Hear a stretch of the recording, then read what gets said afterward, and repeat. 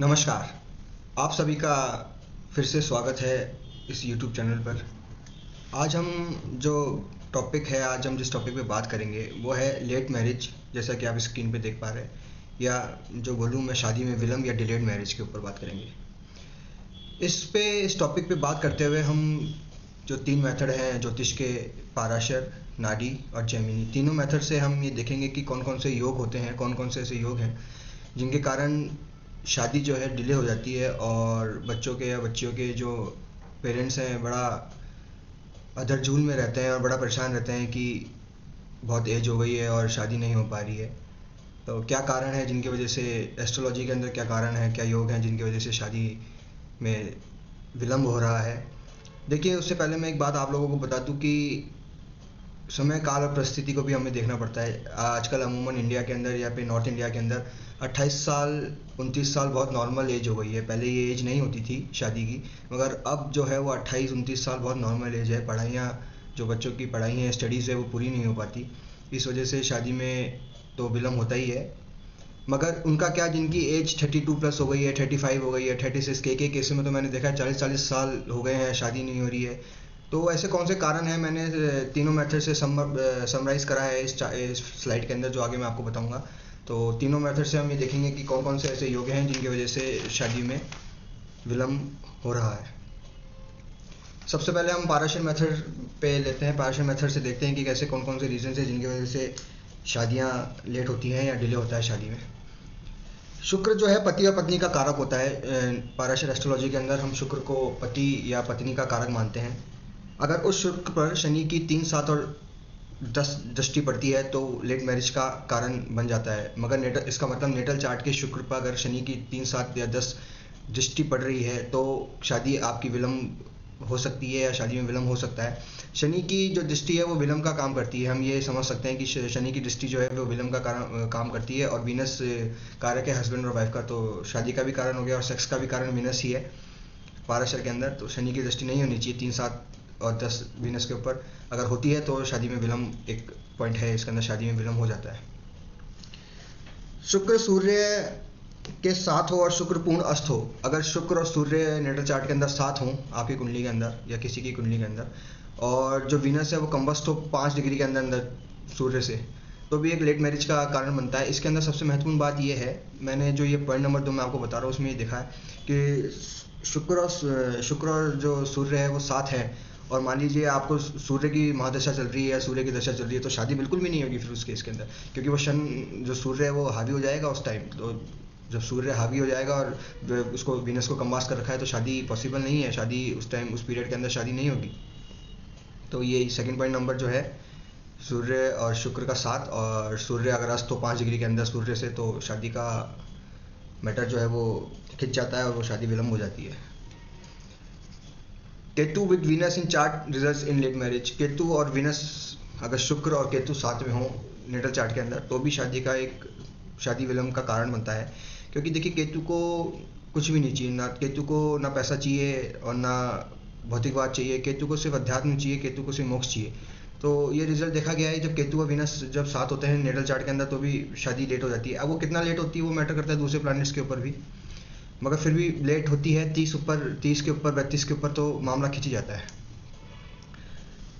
जन्म लगन से सप्तम भाव का स्वामी शनि से दष्ट हो, जो शनि की 3, 7 और 10 दृष्टि हो तो भी विवाह विलम्ब का कारण बनता है। तो 7th हाउस का लॉर्ड जो सप्तमेश है, अगर वो सैटर्न से दृष्ट हो, सैटर्न की दृष्टि मैंने आपको बताया, सूर्य की दृष्टि शनि की दृष्टि जो है वो विलम्ब का कारण करती है। अगर 7th हाउस के लॉर्ड पर, अगर 7th हाउस के लॉर्ड पर या सप्तमेश पर सैटर्न की दृष्टि हो तो भी डिले मैरिज का एक कारण बनता है पाराशर मेथड के अंदर। Lord of the 7th house in axis of Rahu Ketu. Rahu Ketu को हम चौराया मानते हैं। राहु केतु में आया हुआ कोई भी ग्रह अमूमन अच्छा नहीं होता, मैं आपको पहले बता दूं। राहु केतु को हम चौराया मानते हैं, छाया ग्रह होते हैं, तो कोई सा भी ग्रह राहु केतु के अंदर आया हुआ अच्छा नहीं होता। अगर 7th हाउस का जो लॉर्ड है या सप्तमेश है अगर राहु केतु के एक्सिस में आ जाता है तो भी शादी में विलम्ब हो जाता है और शादी देर से होती है। Mars and Ketu together in chart. देखिए, नाड़ी एस्ट्रोलॉजी के अंदर मार्स को, मंगल को हम पति मानते हैं, और नाड़ी एस्ट्रोलॉजी में ही हम वीनस को लड़के की कुंडली में पत्नी मानते हैं और मार्स को लड़की की कुंडली में पति मानते हैं। तो अगर मार्स और केतु, अगर पाराशर मेथड के हिसाब से अगर मार्स और केतु साथ हैं चार्ट के अंदर, नेटल चार्ट के अंदर, तो भी एक कारण बनता है विवाह विलंब का। और एक कारण और है सडन प्लेसमेंट इन 7th हाउस। अगर 7वें भाव में शनि बैठा हो तो भी विवाह विलंब का कारण बनता है। ये तो मैंने आपको 7 जो पॉइंट्स बताए हैं, समराइज करे। ये 7 मेथड पाराशर मेथड में है, में है कि अगर ये 7 पॉइंट आपकी कुंडली में, किसी की कुंडली में हो, तो आप लगा के देखिएगा कि विवाह में विलंब है या विवाह बड़ी देरी से हुआ होगा, या अगर अभी एज हो गई है विवाह की तो विवाह नहीं हुआ होगा। हम दूसरे मेथड पर चलते हैं, जेमिनी मेथड के अंदर। तो जेमिनी में जो हम 2 तरह के कारक होते हैं, एक तो चर कारक होते हैं और एक स्थिर कारक होते हैं। 2 वेरिएबल कारक होते हैं चर कारक, और जो फिक्स कारक हैं, जो पाराशर में जो कारक हैं सारे ग्रहों के या सभी चीज़ों के, वो तो वही हैं जो जेमिनी मेथड में भी वही है और पाराशर में वही है, मगर डिग्री वाइज जेमिनी मेथड में कारक चेंज हो जाते हैं डिग्री के हिसाब से। तो दारा कारक जो होता है वो कारक होता है हस्बैंड और वाइफ का जेमिनी एस्ट्रोलॉजी के अंदर। अगर वो दारा कारक अगर राहु केतु के एक्सिस में हो जाए तो डिले मैरिज का कारण बनता है। इसमें एक पॉइंट मैं आपको बता दूं, अगर दारा कारक सूर्य या चंद्रमा बन जाए और राहु केतु के एक्सिस में आ जाए तो फिर ग्रहण योग बन जाता है, फिर तो वो डाइवोर्स का केस हो जाता है, फिर वो उसकी शादी होगी तो वो डाइवोर्स हो जाएगा। मगर दारा कारक मान लीजिए सूर्य और चंद्रमा ना बने और दूसरा ग्रह कोई बने और राहु केतु के एक्सिस में आ जाए तो फिर विवाह विलंब 100% हो जाता है, विवाह विलंब हो जाएगा, इसमें कोई शक की गुंजाइश नहीं है। वीनस जो है फिक्स कारक है, मैंने आपको बताया 2 तरह के कारक होते हैं जेमिनी एस्ट्रोलॉजी के अंदर, एक तो फिक्स कारक और एक वेरिएबल कारक या चर कारक। अगर वीनस जो कि फिक्स कारक है हस्बैंड वाइफ का जेमिनी एस्ट्रोलॉजी में, अगर सैटर्न से एक्सपेक्टेड हो या सैटर्न पे दृष्टि डाल रहा हो, इस दृष्टि को हम पाराशर दृष्टि नहीं गिनेंगे कि यहाँ 3-7-10 दृष्टि लगाने लग जाए जेमिनी मेथड के अंदर, तो वो मिक्स एंड मैच हो जाएगा मेथड्स का। अगर सैटर्न की दृष्टि, जेमिनी दृष्टि अगर वीनस पे हो जो कि फिक्स कारक है पति और पत्नी का या हस्बैंड वाइफ का, तो भी जेमिनी मेथड के हिसाब से विवाह विलंब हो जाता है, विवाह में देरी हो जाती है। वही तीसरा पॉइंट है कि वीनस अगर जो फिक्स कारक है पति पत्नी का, अगर वो राहु केतु के एक्सिस में आ जाता है तो भी विवाह विलंब हो जाता है जेमिनी एस्ट्रोलॉजी के हिसाब से। अब हम नाड़ी मेथड पे चलते हैं। देखिए, पुरुष की कुंडली में पत्नी कारक जो शुक्र है, पुरुष की कुंडली में नाड़ी मेथड के अंदर पत्नी के कारक को, पत्नी का जो कारक है वो शुक्र को लेते हैं हम, पत्नी का मैन की हॉरोस्कोप में, आदमी के हॉरोस्कोप में। तो अगर वो पत्नी का कारक शुक्र अगर राहु केतु के ट्रायंगल में आ जाए या सैटर्न के ट्रायंगल में आ जाए, मार्स या सन के ट्रायंगल में आ जाए वीनस, तो भी विवाह विलंब का कारण बन जाता है एज पर नाड़ी मेथड। और लड़की की कुंडली में अगर मार्स जो है पति का कारक होता है, मार्स, अगर पति का कारक मार्स राहु केतु के एक्सिस में आ जाए या सैटर्न के एक्सिस नहीं, ट्रायंगल में आ जाए, अगर मार्स 5, 6, 9 का जो नाड़ी का ट्रायंगल होता है, अगर वो राहु केतु के ट्रायंगल में आ जाए या सैटर्न के ट्रायंगल में आ जाए मार्स लड़की की जन्मपति में, तो भी एक विवाह विलंब का कारण बनता है एज पर नाड़ी मेथड। अब मैंने आपको ये 3 मेथडों से तो बता दिया कि क्या क्या कारण बनते हैं शादी में विलंब होने के।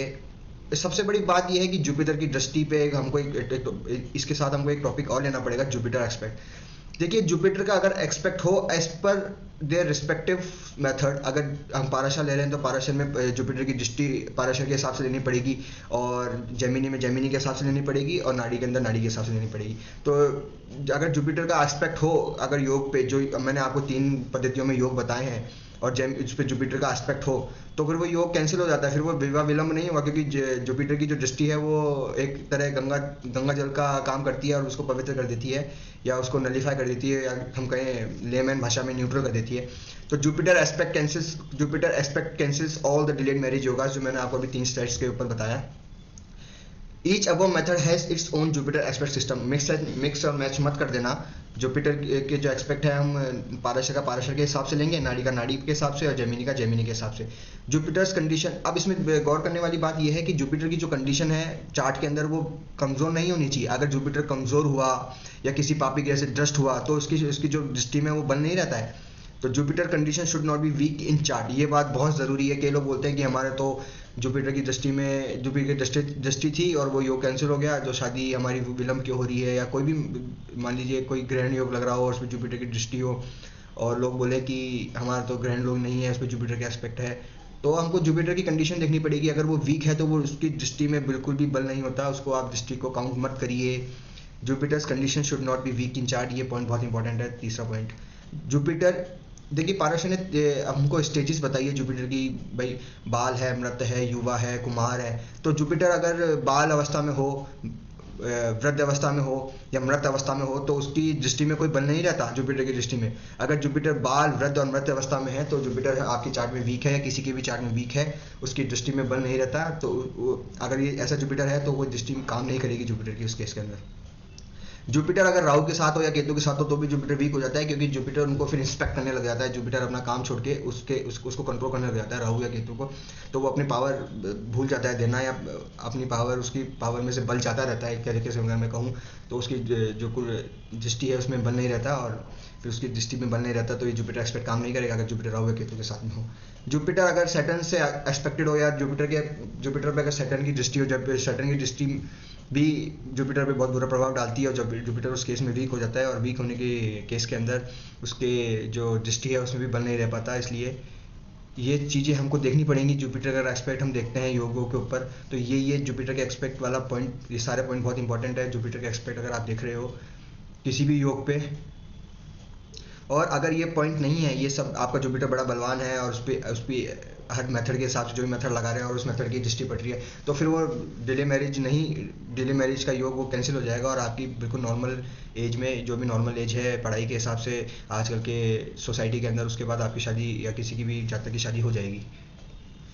तो ये था। Thank you so much. This is Rajneesh Sharma. आपका कोई कमेंट हो तो आप बिल्कुल पूछिए कमेंट करके। आपसे फिर मिलेंगे। धन्यवाद।